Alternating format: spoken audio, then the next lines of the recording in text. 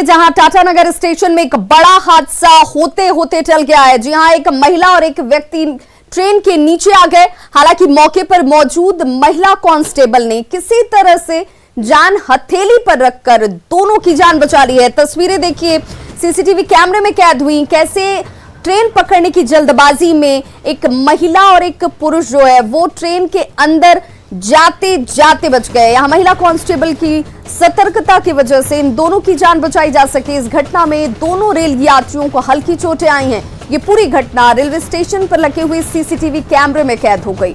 दरअसल जमशेदपुर के वर्मा माइंस की रहने वाली अंशु कुमारी अपने परिजनों को छोड़ने टाटानगर स्टेशन आई हुई थी। प्लेटफॉर्म नंबर 2 पर ट्रेन खुलने के बाद अंशु दौड़कर दरवाजे के पास गई और ट्रेन से उतरने लगी।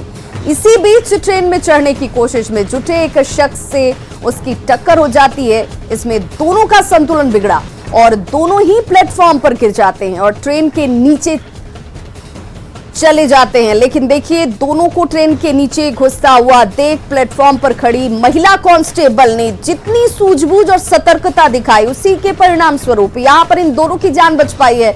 महिला कांस्टेबल सुपर्णा मंडल दौड़ी, उन्हें निकालने की कोशिश उनकी तरफ से की जाती है। इसी बीच आसपास मौजूद लोग भी वहां पर सतर्क होते हुए नजर आए। स्कॉट सिमरन यादव भी ट्रेन से नीचे कूदती हैं। हालांकि इस दौरान गिरने के बाद वो भी किसी तरह से मौके पर पहुंच पाई और दोनों को ट्रैक से बाहर निकाला गया। दोनों महिला कांस्टेबल की सूझबूझ की सराहना सभी कर रहे हैं।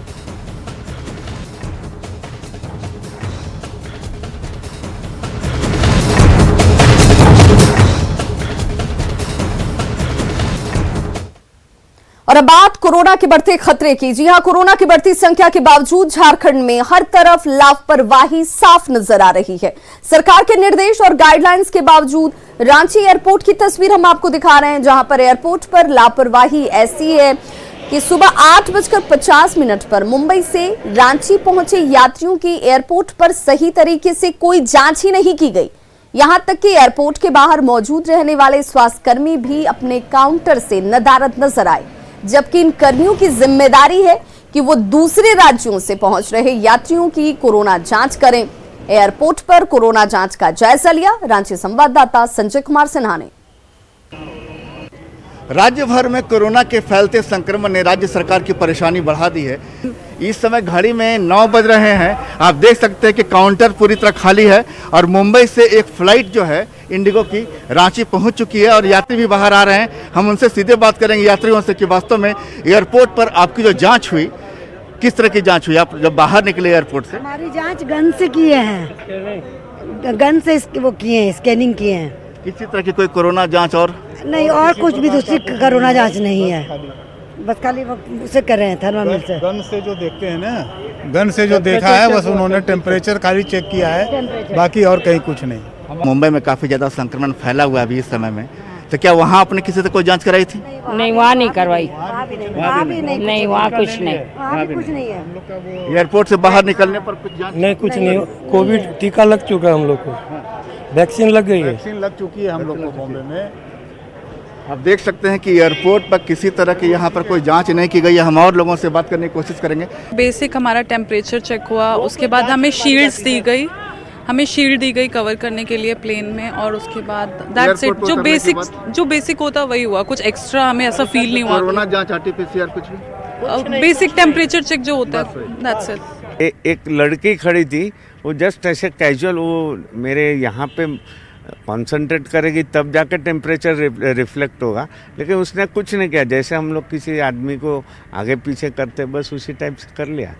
तो यहाँ मुझे लगता है कोविड का कोई असर नहीं है क्या रांची में, या डर नहीं है? दो चीज़ हो सकती है सर। जो फ्लाइट आई है, यात्रियों की कोई मुकम्मल तरीके से जांच नहीं की गई है।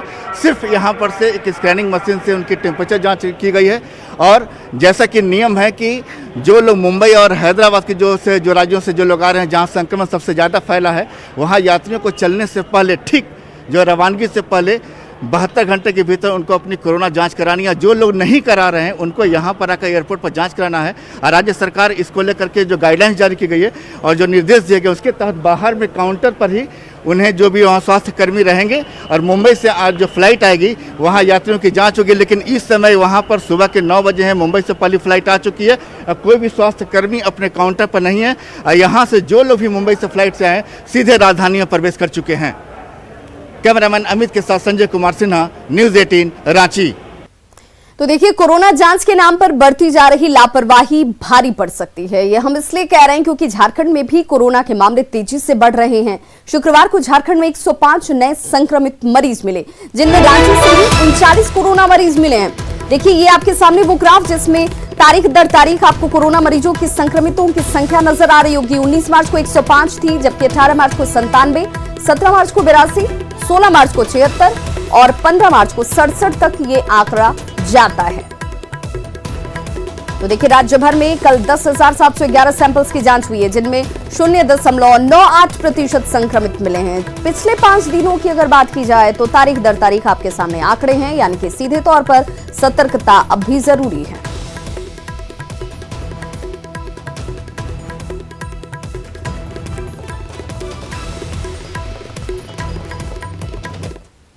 कोडरमा में कोरोना को मात देने के लिए सदर अस्पताल समेत विभिन्न पीएससी और सीएससी में वैक्सीनेशन ड्राइव चलाया गया। कोडरमा जिले के 106 पंचायतों में 20 से 27 मार्च तक 3 चरणों में विशेष टीकाकरण चलाया जाएगा। वैक्सीन को लेकर के, हालांकि इस टीकाकरण की शुरुआत जो है वो 20 से लेकर के 27 तक। वैक्सीन को लेकर प्रशासन ने अफवाहों से बचने की भी लोगों से अपील की है और लोगों को सजग और सतर्क रहने के सुझाव जरूर दिए जा रहे हैं।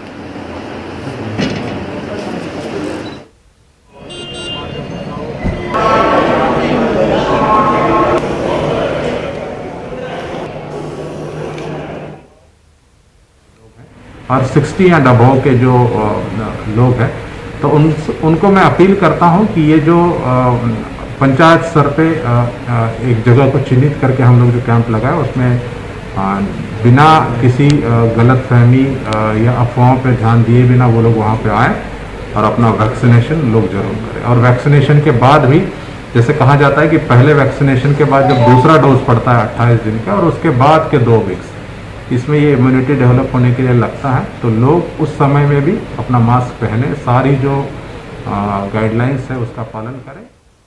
बालू के अवैध खनन को लेकर न्यूज़ 18 की मुहिम का बड़ा असर हुआ है। सरायकेला में डीसी ने जिला टास्क फोर्स के साथ बैठक की और बालू के अवैध खनन पर नकेल कसने को लेकर कई निर्देश दिए गए हैं। डीसी ने कहा कि चालान की जांच के लिए नियमित चेक पोस्ट बनाया जाएगा, जहां मजिस्ट्रेट के साथ फोर्स की तैनाती रहने वाली है। वहीं हर महीने जिला टास्क फोर्स की बैठक होगी। बालू घाट एट ए टाइम चल रहे थे, उसमें आज के दिन में केवल 2 चालू हैं और उसमें जो भी बालू का चालान इशू किया जाता है उसको एक रेगुलर चेक करने के लिए एक चेक पोस्ट बनाने के लिए भी हम लोग निर्णय अभी लिए हैं। 2 बालू घाट, एक जेएसएमडीसी के द्वारा, एक पुलिसधारी के द्वारा ये चलाया जा रहा है। दोनों को चेक करने के लिए एक सुपरवाइजर मजिस्ट्रेट के रूप में नियुक्त किया जाएगा।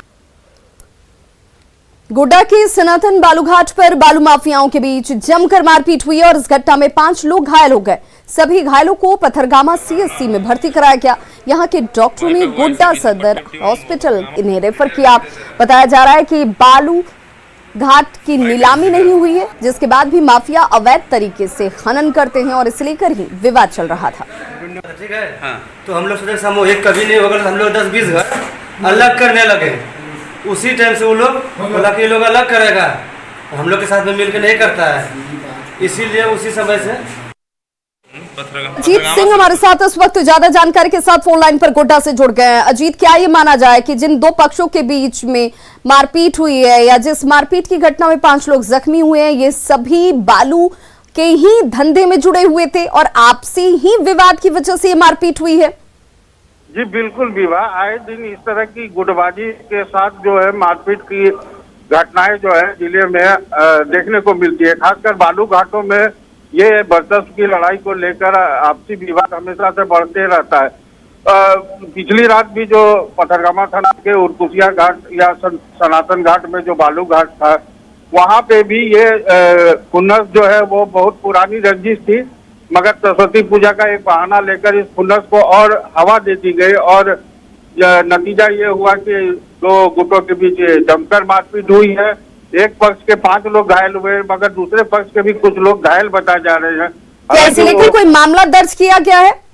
जी, पथरगामा थाना में इसको लेकर एक मामला दर्ज तो कराया गया है एक पक्ष के द्वारा। हालांकि सूचना मिल रही है कि दूसरे पक्ष ने आज सुबह उस पर मामला दर्ज करवाया। चलिए, बहुत बहुत शुक्रिया अजीत तमाम जानकारी के लिए।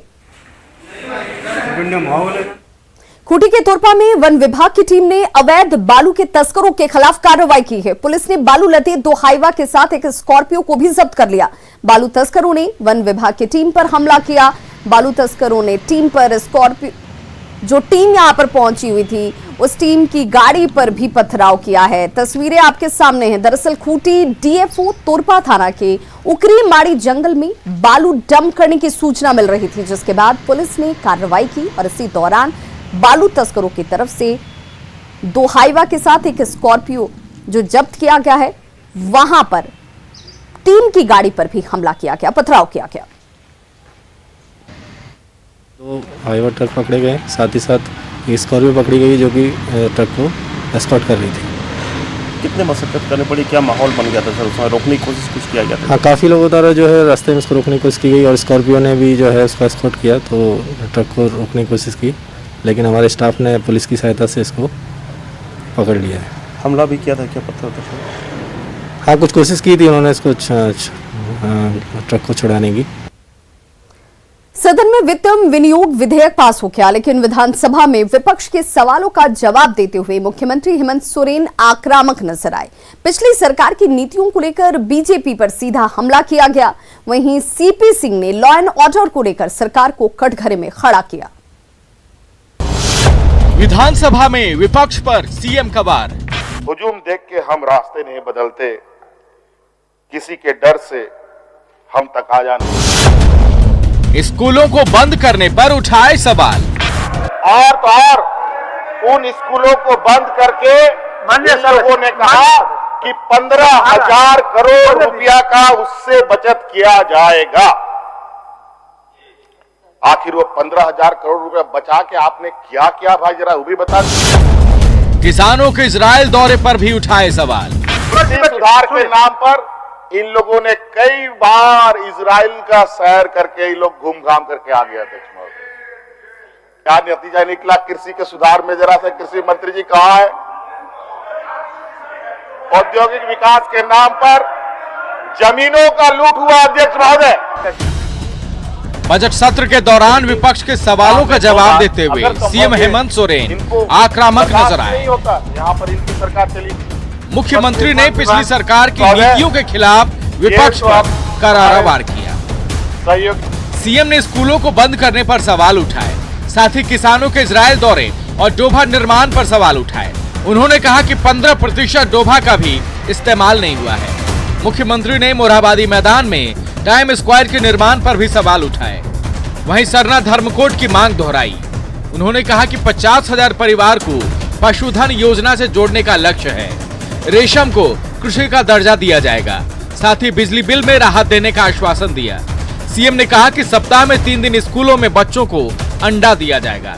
1.5 महीने के भीतर राज्य के सभी प्रखंडों में बीडीओ की तैनाती हो जाएगी।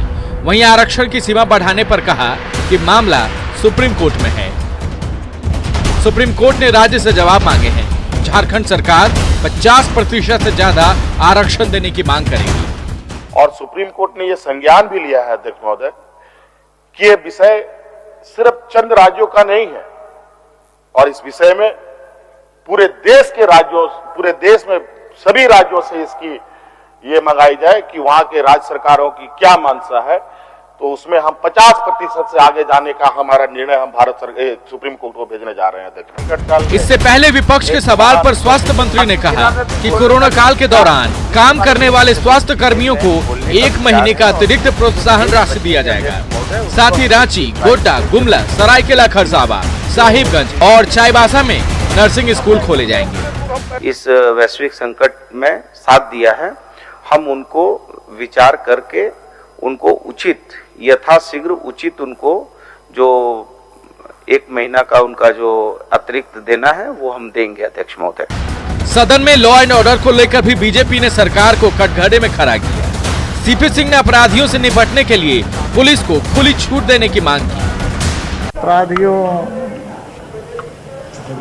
से लेकर तमाम वैसे एंटी सोशल एलिमेंट द्वारा आजकल एक ही गीत गाया जाता है कि हेमंत है तो हिम्मत, कि पुलिस को बिल्कुल खुली छूट दिया जाए कि अपराधियों, बलात्कारियों, व्यभिचारियों, वैसे एंटी सोशल एलिमेंट्स पर कानून के अनुसार काम करें। सदन में विधायकों द्वारा मास्क नहीं पहनने का मुद्दा भी सीपी सिंह ने उठाया। साथ ही कहा कि मास्क नहीं पहनने पर जब आम लोगों से जुर्माना वसूला जा रहा है तो विधायकों से भी दंड वसूला जाना चाहिए। सदन से वित्त एवं विनियोग विधेयक पास हो गया। ये तो आप हमारे रांची से निरंजन के साथ अविनाश की रिपोर्ट। तो हेमंत सोरेन के आरोपों पर बीजेपी विधायकों ने पलटवार किया। बीजेपी विधायक अमर बावरी और रणधीर सिंह ने कहा कि हेमंत सोरेन की सरकार जिन मुद्दों को लेकर सत्ता में आई है, आज उन मुद्दों से वो मुकर रही है। झारखंड मुक्ति मोर्चा, आरजेडी और कांग्रेस के सरकार की विफलताओं का जिस तरह से एक एक विभागवार पोस्टमार्टम किया है, उससे तिलमिला करके बौखलाहट में उनका ये बयान विशुद्ध रूप से अनुदान की मांग पर एक सरकार को डिफेंड करने वाला नहीं था, वो उनकी बौखलाहट का मैं जो लगता है जो पूरा बयान था। राज्य में देखिए लॉ एंड ऑर्डर ध्वस्त हो चुकी है। अवैध बालू, अवैध कोयला, अवैध पत्थर के कारोबार सरकार के साए में चल रहे हैं, जो इनके सत्ता पक्ष के विधायक लोबिन जी ने सदन में उठाने का काम किया। सीपी सिंह जी ने आरोप लगाया सरकार के ऊपर, रात को 12 बजे से 3 बजे भोर तक में पुलिस जमीन को कब्जा करवाने के लिए जाती है और इस सरकार के कार्यकाल में विकास रुक सा गया। और अब आपकी सेहत से जुड़ी हुई एक जरूरी खबर, जिसमें त्योहारों के मद्देनजर दूध और पनीर की डिमांड बढ़ जाती है। ऐसे में सिंथेटिक दूध से तैयार पनीर रांची सहित आसपास के इलाकों में बसों के जरिए पहुंचाया जाना शुरू हो चुका है। बसों की छत पर कैरेट, तेल के टीन, कार्टन, बोरे में पैक पनीर बिहार से रांची पहुंचते हैं और बसों में इन पनीर को बिहार के बख्तियारपुर से लोड किया जाता है। हालांकि बसों में लोड पनीर असली है या फिर नकली है, गाड़ी के स्टाफ को इसकी जानकारी नहीं होती। हालांकि रांची के मिठाई दुकानदार नकली पनीर के इस्तेमाल से साफ इनकार कर रहे हैं। डिमांड में बढ़ोतरी और सप्लाई में कमी से नकली पनीर और खोआ की भी खपत ज्यादा हो रही है, जो स्वास्थ्य के लिए बेहद खतरनाक है। ये पनीर कहाँ से आ रहा है? बख्तियारपुर से सर। अच्छा, पर डे कितना यहाँ रांची उतरता है बख्तियारपुर से पनीर? लगभग कितना टीन? यही 50 टीन रहता है पर डे। अच्छा, फिर यहाँ से जाता है दुकानदार लेके जाते हैं? जी हाँ। क्या रेट है पनीर का? 300 रुपये। अच्छा, रांची में बाहर से भी काफ़ी पनीर आता है? आता होगा, इसके बारे में जानकारी हमें नहीं है और उसका हम लोग यूज भी नहीं करते हैं। अच्छा। जो भी है हम लोग अपना प्रोजेक्ट। कॉस्ट तो पड़ेगा ही, लेकिन आप गुणवत्ता उनका अच्छा रहे तो फिर कोई दिक्कत नहीं। ग्राहक को भी अच्छा लगना चाहिए। हाँ, ग्राहक हमारे यहाँ अच्छा है और ऐसा कहीं कोई कंप्लेन नहीं है।